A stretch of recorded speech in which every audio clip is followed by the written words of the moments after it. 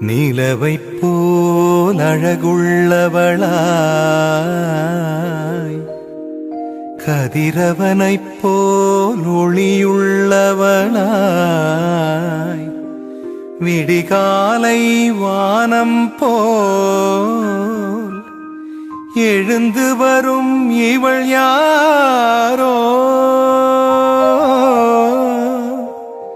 எழுந்து வரும் இவள் யாரோ.